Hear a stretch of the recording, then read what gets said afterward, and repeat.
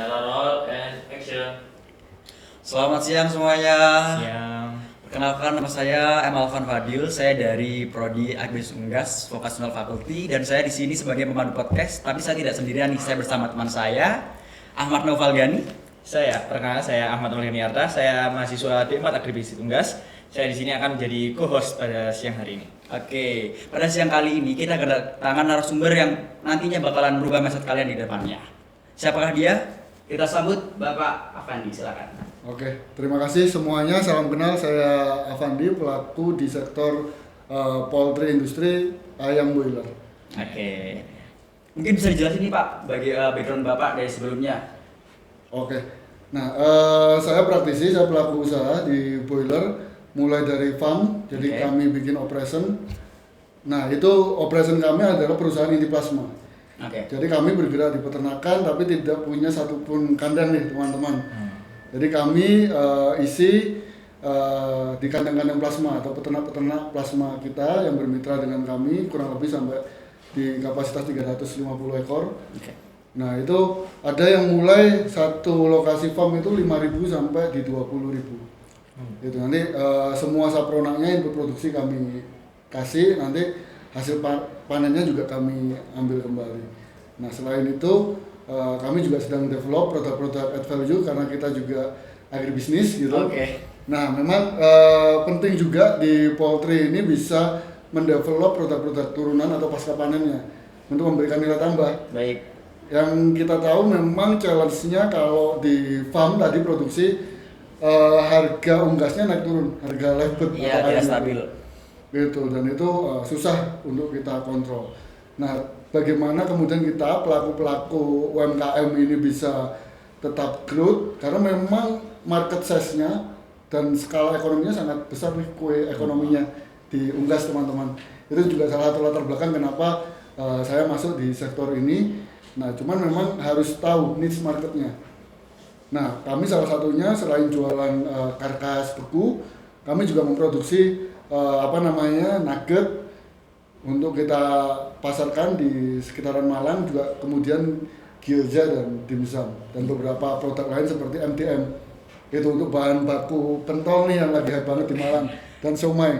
Nah, itu kan bukan dari daging ayam segar tapi MDM.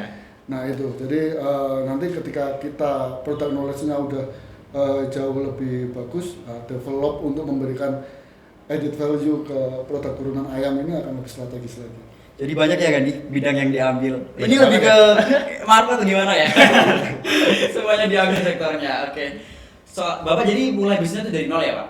Nol. Soalnya kebanyakan problem sekarang tuh yang generation tuh nggak mau kayak dari nol. Mereka tuh maunya instan, kayak maunya gini-gini kan mereka bukan punya itu ya, punya kuasa yang bisa langsung bisa diturunin gitu. Masih perintis.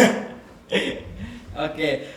Yang pertama saya akan membahas tentang peluang atau tantangan bisnis unggas di era modern saat ini. Kalau dari Bapak nih, tren konsumsi daging ayam terus naik tuh, tapi kenapa justru banyak peternak yang gulung tikar Pak? Apa problemnya? Kenapa masih banyak yang gulung tikar? Atau dari base-nya masih belum mateng atau gimana? Oke teman-teman, jadi gini, berdasar apa yang kami lakukan selama ini, peternakan untuk on farm memang sangat challenging. Satu dari infrastruktur kerja. Nah, masih banyak kandang-kandang di peternak kita itu teknologinya tertinggal. Artinya kandang dengan sistem open. Ya, karena ini sangat bergantung dari kondisi lingkungan eksternal. Gitu. Dan pola manajemen pelaku usahanya. Nah, kunci dari keberhasilan budidaya ternak ini biosecurity. Jadi kita nggak bisa keluar masuk kandang ini asal-asalan aja. Jadi kalau kita mau masuk area farm itu harus ada proses, protokolnya kurang lebih seperti itu, kasih desinfeksi segala macam. Nah sehingga masuk ke area kandang itu udah steril. Karena apa? Ayam ini sangat sensitif. Baik. Nah begitu kita abai dengan biosecurity, ya kans untuk gagal produksi itu semakin tinggi. Nah di peternakan ayam boiler ini memang sangat bergantung terhadap efisiensi. Nah, harga pakan dengan kondisi global sejauh ini cenderung naik. Harga DOC ini naik turun. Naiknya banyak, turunnya jarang. Itu yang menjadi dinamika teman-teman hari ini. Tantangan itu. Ini tantangan, sangat-sangat challenging, dan ini kalau secara penyikapan kurang tepat, akhirnya cara membuat keputusannya menjadi tidak sesuai juga. Ini menyebabkan tadi ketika harga jelek kita nggak siap. Bahkan ada kondisi tertentu itu bukan target berapa profit yang mau kita ambil, tapi sebatas memperkecil nominal kerugian yang bisa kita tekan. Itu dari mana? Dari efisiensi bisa didapat dari mana? Dari tadi biosecurity dan manajemen produksi yang tepat dengan namanya risk management ya, manajemen risikonya juga harus sesuai. Nah, sehingga begitu ketemu harga-harga rendah, minimum paling tidak ruginya nggak seperti peternak yang lain. Karena ada beberapa nih Pak, kayak pengusaha gede atau industri besar. Misalkan nih pada tahun ini harganya lagi turun, kita pasti hold dulu, itu bisa kan Pak? Nah, challenge di farm tidak sesederhana itu yang kami rasakan. Karena apa? Kita tunda panen nih, harganya lagi murah. Ya kan, hari ini harga katakan levetnya, harga ayam hidupnya 17.000. 17.000 padahal HPP kita 19.000. Iya. Ya kan, kalau panen hari ini 2.000 nih kita hilang teman-teman. Iya. Ya kan? Satu ekor tuh, 2.000. 1 kilo. 1 kilo. Kalau 1 ekor dia 2 kilo, beratnya 4.000 per ekor kan. Nah, akhirnya kita secara awam udah kita tunda panen aja, nunggu harga bagus 3 atau 4 hari lagi. Nah, kita tunda panen ayam di kandang itu juga nambah biaya, karena ayam nggak mungkin dong nggak bisa makan, nggak mungkin nggak dimakan. Itu kan. Nah, kalau kita hitung aja feed intake-nya, 1 ekor berapa gram nih? 200 gram, misal seperti itu. Kali jumlah populasi yang ada di kandang berapa? 20.000. Nah, berapa kilo tuh pakan yang harus kita siapkan untuk nahan katakanlah 2 hari aja. Iya. Itu biaya lagi. Dan kita nggak tahu apakah 2 hari 3 hari ke depan harganya apakah benar-benar akan naik atau juga akan makin turun. Sehingga apa? Begitu kita salah menentukan keputusan, membuat keputusan, ini ruginya bisa potensinya makin besar. Yes. Itu. Jadi serba repot ya Pak ya, kayak mau dikeluarin tapi harganya masih belum, mau di hold dulu takutnya nanti tambah makin banyak produksinya, biayanya kayak gitu. Itu challenge di industri poultry ya, di Indonesia masih seperti itu memang teman-teman. Itu. Mungkin dari Bapak ada nggak sih kayak teknologi apa yang sederhana tapi bisa langsung dipakai oleh peternak pemula nih, kayak new beginning untuk jadi peternak? Oke. Nah, kalau untuk budidaya memang sebenarnya sederhana. Kunci keberhasilan ternak itu cuma jaga kelembapan sama suhu ayam. Itu juga yang diaplikasikan dengan kandang close house. Ya kan? Persoalan tambah-tambahnya ada IoT segala macam, itu tambahan-tambahannya. Nah, ketika resource atau infrastruktur kerja yang teman-teman miliki adalah kandang open, paling tidak ada termometer di situ. Iya, itu penting. Ya kan, itu. Kemudian kita punya alat ukur kecepatan angin, itu. Dan yang paling penting adalah sebenarnya ini krusial, tapi sering diabaikan. Backup genset. Iya. Iya sih. Nah, kenapa? Karena ayam pada prinsipnya kita sama-sama tahu dia ini buta warna. Buta warna, benar. Begitu suplai cahaya ini kurang, dia nggak tahu ada pakan di situ. Sedangkan konversi pakan menjadi daging yang bagus itu biasanya malam. Nah, kalau sampai malam itu listrik padam, ini feed intake-nya menjadi nggak optimal. Satu itu, sehingga dia nggak makan, yang harusnya kita bisa nge-booster mencapai target body weight-nya saat dengan manajemen pakan di malam hari menjadi nggak tercapai. Satu. Yang kedua, kalau listrik padamnya terjadi saat siang hari. Dengan posisi umur ayam di atas 2 minggu. Ayam kan nggak bisa keluar keringat ya? Iya, nggak bisa. Ya kan? Satu-satunya termoregulatornya unggas ini lewat mulut. Maaf. Begitu dia overheat, panasnya berlebihan, yang terjadi heat stress, pecah pembuluh darah di kepala. Itu case yang paling umum terjadi. Wah, ayamku tadi pagi masih sehat, tiba-tiba mati gitu kan. Nah, biasanya case-nya itu karena kipasnya nggak jalan, suhu sedang tinggi, suhu lingkungannya, sehingga terjadi case heat stress, mati itu.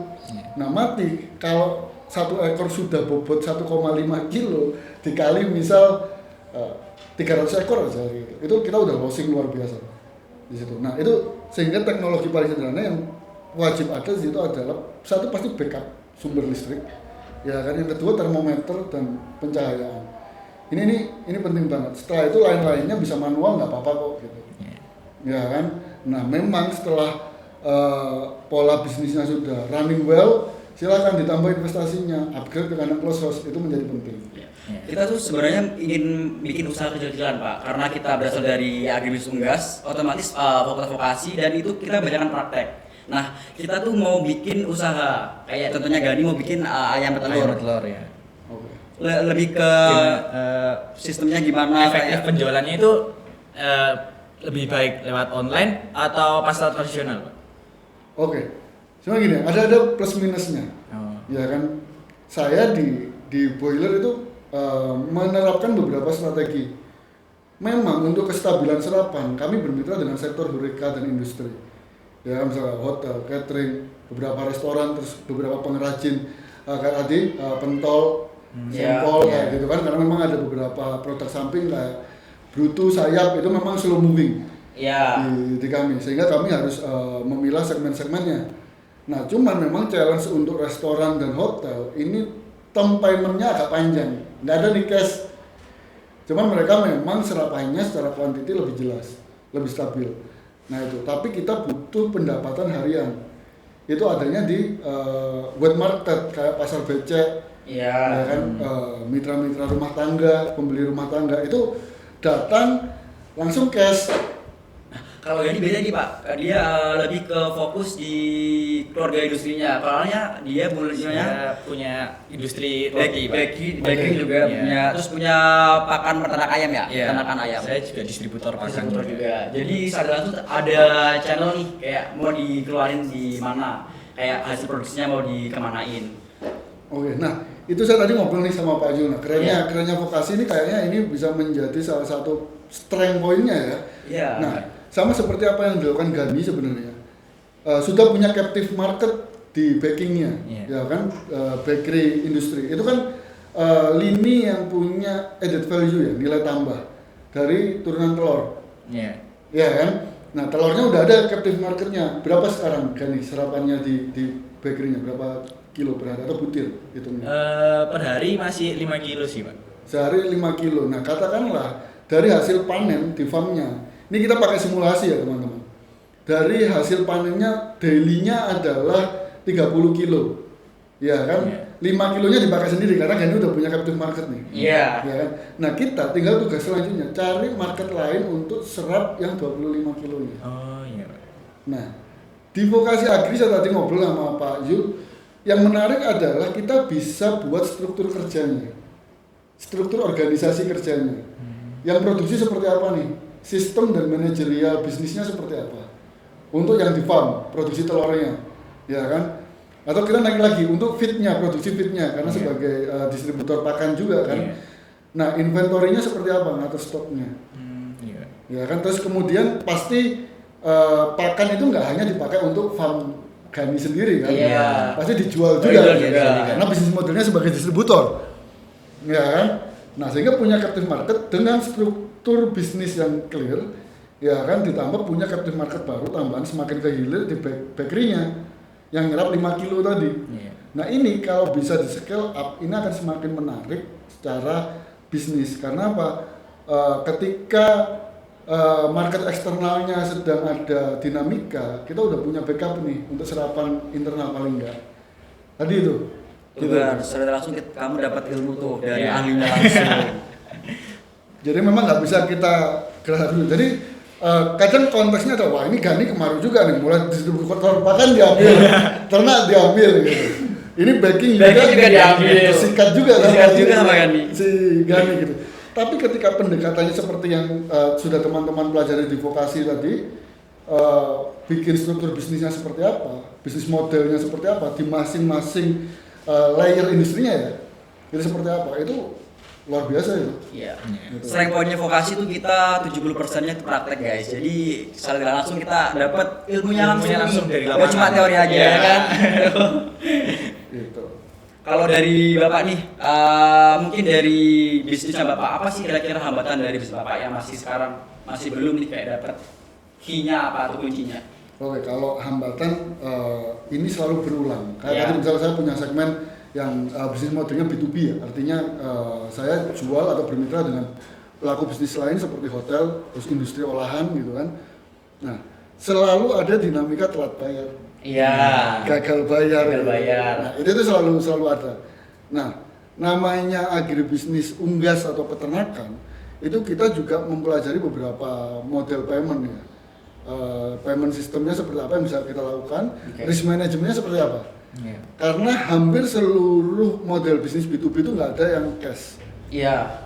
Apalagi CBD atau cash before delivery. Itu jarang banget, ya kan? Nah, sehingga kita wajib nih tahu tahapannya apa. Survei kelayakan mitra dulu itu steppingnya seperti apa sebagai bagian dari risk management kita. Walaupun itu sudah kita lakukan, itu tidak menjamin 100% akan aman semuanya. Selalu ada 1-2. Apalagi ketika kondisi ekonomi lagi nggak pasti kayak sekarang dan ada pelambatan ya. Nah itu. Dan juga ada nih salah satu mitra resto termasuk cukup besar di Kota Malang. Dia punya 2 spot. Ada di Jalan Ijen sama di mana namanya Karanglo. Iya. Nah itu salah satunya kami lagi udah lewat nih ininya apa nah udah overdue paymentnya. Nah itu juga ada. Nah ini Melihat kan- batasan ya udah ya. iya udah overdue kurang lebih sebulan 2 minggu ya 6 minggu ini udah kelewat. Tapi ya harus di manage terus. Iya. Dan bagaimana kemudian kita mempelajari di Agri juga kan ada tuh mata kuliah komunikasi penyuluhan. Iya. Iya. Nah itu kemudian kita bagaimana kemudian mempelajari cara mengkomunikasikan follow up, ya kan, Iya. terhadap mitra-mitra pelanggan kita ya. Yang selain itu juga kita juga kan mempelajari bagaimana komunikasi marketing juga. Jadi relasi itu penting ya Pak bagi pembisnis. Sangat penting apalagi kalau kita mulai dari nol. Iya. Terus nih kayak tips nih buat Bapak, kayak misalkan ada banyak orang kan yang ingin bisnis Pak, mereka tuh introvert, kayak overthinking, takut ketemu orang, tapi mereka ingin gimana sih terobosan buat mereka nih jadi lebih grow lagi. Salah itu ini nih, ada satu kalimat yang agak susah dipahami. Oke. Iya. Salah itu nggak salah di fase kalian, Iya. gitu. Walaupun kita introvert, apalagi overthinking ya. Iya. Gitu. Waduh, ntar kalau aku salah gimana ya? Salah ngomong lah, salah bersikap, ya kan, salah ambil keputusan, rugi. In case kan itu kan kalau kita ngomongin bisnis ya. Salah bikin keputusan, salah ngambil mitra, salah berpartner. Salah itu nggak apa-apa selagi di fase kalian. Yang kedua, ketika di fase saya juga nggak bisa bilang nggak akan pernah salah. Iya. Iya. Yang penting catatannya nggak mengulangi kesalahan yang sama. Nah, kita belajar dari kesalahan tadi. Itu jadi ininya salah itu nggak apa coba lagi itu ya nggak ada yang langsung bener Iya, nggak ada yang instan ya Pak ya. itu. Jadi kalau kita overthinking dulu waduh nah, misal Gani udah bisa nih punya bisnis, saya teman seangkatan nih, Iya. Gani seangkatan sama saya udah punya 3 lini bisnis utama, distributor pakan, farm produksi, habis itu bakery Iya. gitu kan. Aku kok nggak punya ya gitu, ngerasa telat. Nah cara komparasi seperti ini nggak sehat Ini nggak sehat. gitu. Kalau saya pengen punya bisnis seperti Gani, walaupun mungkin komoditasnya berbeda, mungkin nggak baking deh, tapi bikin nugget, Iya. bikin gyoza, bikin dimsum, ya kan. Tapi hari ini masih 0. Iya. Itu nggak apa-apa. Terus habis itu tidak sekedar membandingkan, wah Gani semester ini sudah membukukan keuntungan misal sekian gitu kan. Anggaplah 50 juta gitu. Wah, aku kok masih 10 juta ya, 20% di bawah Gani gitu. Lah saya baru mulai 2 tahun gitu. Gani udah mulai berapa tahun? Itu. Nah, komparasi seperti ini harus clear caranya. Iya. Gitu. Gani coba tanya berapa kali fail? Berapa banyak, kali? banyak atau gimana kan? Ya banyak lah pastinya di. Soalnya masih belum ekspor di bidangnya. Ya, masih belum ekspor masih. Tapi masih Bapak mencoba. nyangka nggak sih Bapak ada di bidang ini sebelumnya atau kan Bapak ini bergerak di bidang broiler nih atau dari dulu tuh ada mindset kayak oh aku nanti ke depannya bakal di industri ini nih. Oke. Saya saat kuliah S1 ya, Iya. itu nggak expect akan menangani komoditasnya boiler. Itu. Sama sekali nggak ada bayangan akan boiler karena saya waktu S1 itu horti. Iya. Itu kan cabai, terutama cabai dan bawang merah yang saya banyak berkecimpung. Nah, Cuman kan pembelajaran kita seperti ini di agribisnis itu, dan terutama begitu kita ngomong bisnis ya. Kalau kita hanya pelihara 1.000-2.000 ekor, pendekatannya ada gimana cara ngerawat ayam yang benar. Iya. Ya, tapi begitu pada stage bisnis, misal kita pelihara 10.000, 100.000 seperti kami sampai 350.000, walaupun ada banyak korporasi yang jutaan ya. Nah, tapi anggaplah 10.000 ekor, itu pendekatannya udah lagi bukan bagaimana cara ngerawat ayam, tapi bagaimana cara mendevelop kapasitas orang-orang yang kita supervisi untuk melihara. Gitu. Nah, ini pendekatan yang berbeda teman-teman. Dan ini kita dapat saat kuliah di Agri. Itu yang saya dapat. Sehingga akhirnya saya nggak harus di horti, saya nggak harus di ikan, fishery gitu kan, nggak harus di ruminansia. Sebelum boiler saya banyak berkecimpung di ruminansia juga, sapi terutama. Nah, tapi akhirnya komoditasnya apapun, begitu fundamental mindset dan kompetensinya clear selesai, itu kita akan lebih adaptif untuk berkecimpung. Itu sih kata kuncinya. Seru ya. Dan mual dan pusing. Semuanya di satu. Gitu teman-teman ininya. Jadi saya nggak bisa naif bilang bahwa semua selalu menyenangkan. Iya. Gitu. Ada sisi pusingnya, apalagi kendala teknis di farm itu banyak sekali. Itu non teknisnya juga banyak, ya kan? Nah, sehingga latihan penyikapan. Nah, itu masa emasnya untuk latihan ya waktu seperti teman-teman sekarang waktu Iya. di kampus. Dari kampus. Nah, itu adalah unggulan vokasi lagi guys. Jadi kita tuh 70% praktek tuh. Bayangin kalau kalian di S1 kan ya dapat ini, cuma teori aja kayak kurang on the floor-nya kurang. Iya, Nah, ini kurang adalah urusan lapangannya. yang di vokasi. Makanya join kita di Agribisnis Unggas. Nah, terus Oke. ini Pak. Mungkin Bapak kan selama ini kan kayak udah on point nih di bidang broiler. Ada gak sih kayak di titik paling weakness Bapak itu di saat apa? Paling apa? Weakness paling lemah, rendah atau apa? Gimana? 2 tahun ini untuk farm ya teman-teman ya. Iya. Untuk farm itu setiap bulan itu membukukan kerugiannya udah ratusan juta. Itu. Mungkin banyak yang jauh lebih besar, Iya. banyak gitu.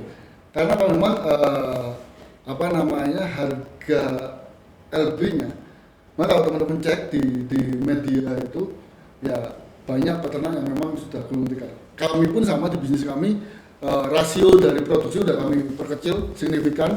Sekarang makanya sedang banyak eksplorasi di pasca panennya, pemotongan dan industri ya. Itu industri olahan yang berbahan baku daging ayam.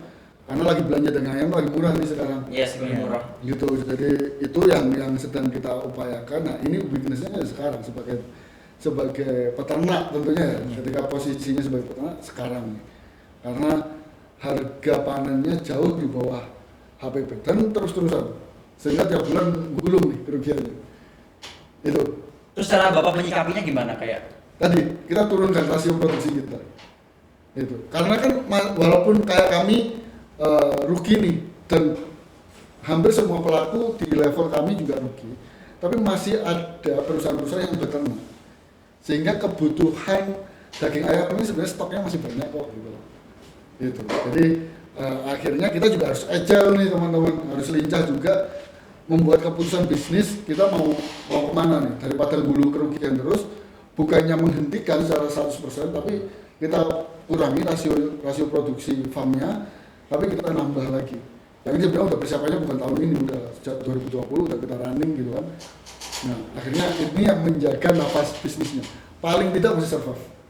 Harus survive dari masalah itu ya Pak ya? Iya, itu harus survive. Kita nggak mulu-mulu harus membukukan keuntungan berapa semester ini atau tahun ini, tapi survive dulu karena memang ada tim yang harus kita jaga gajinya, ya kan.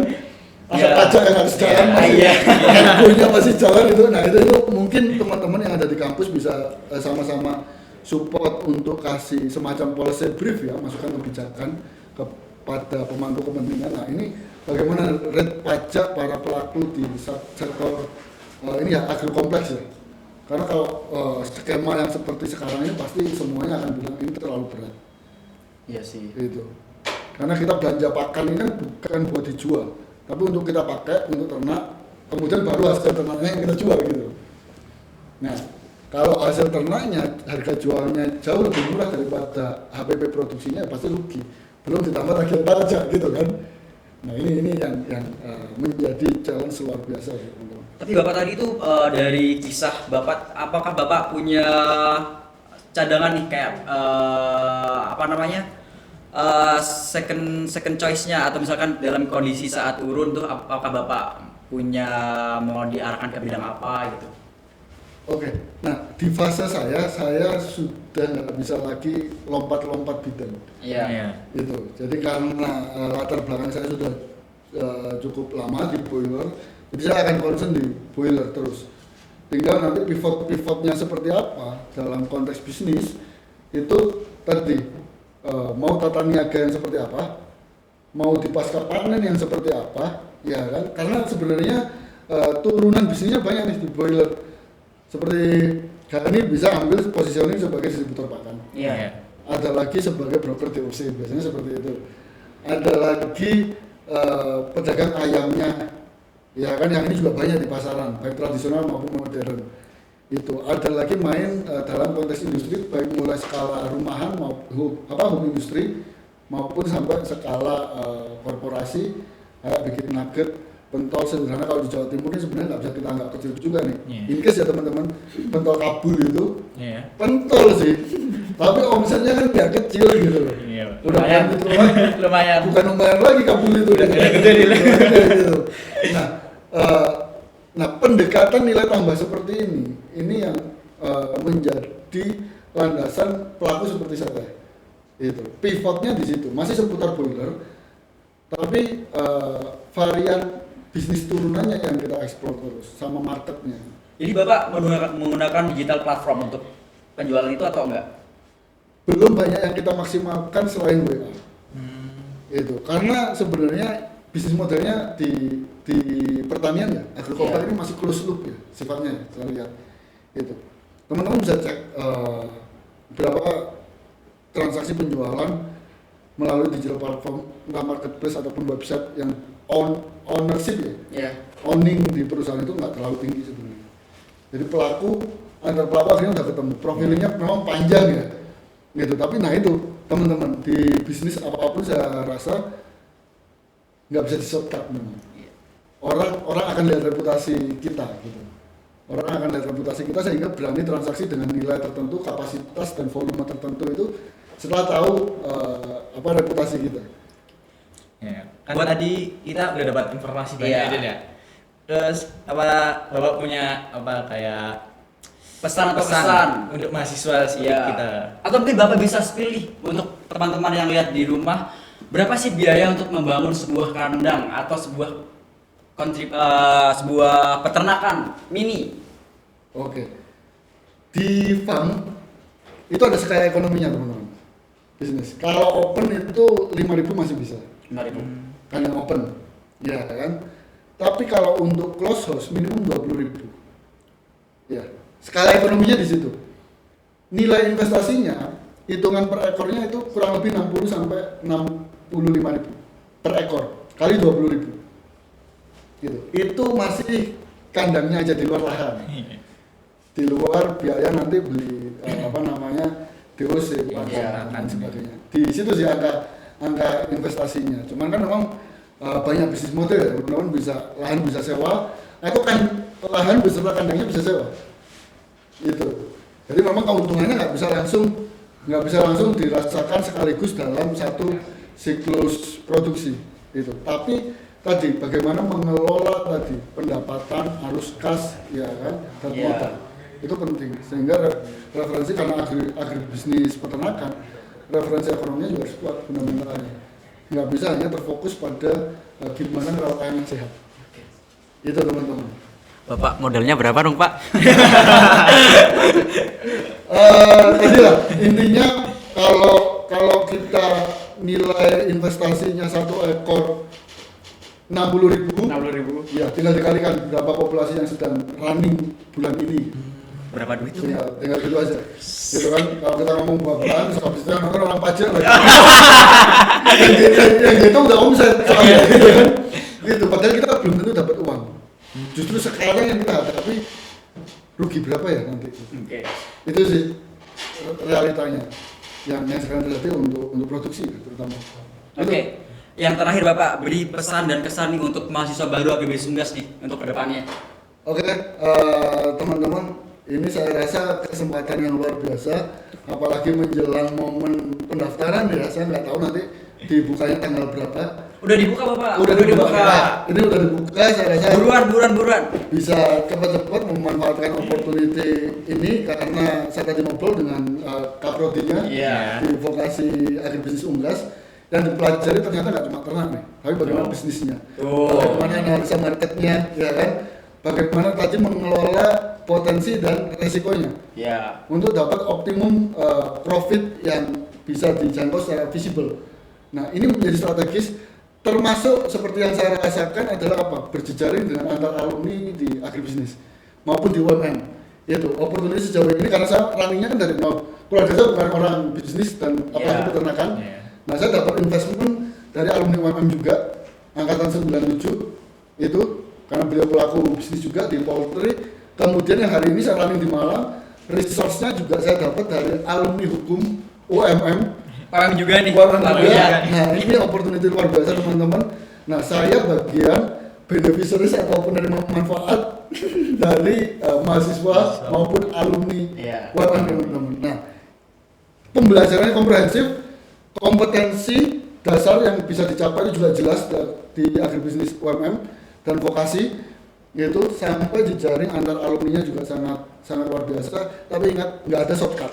Iya tuh, nggak ada yang instan. Nggak ada jalan instan, nggak ada jalan pintas. Itu harus teman-teman harus punya endurance yang baik. Ya soalnya masalah the young generation saat ini tuh Pak, kayak mereka tuh nggak mau yang serba ribet, mereka tuh maunya instan.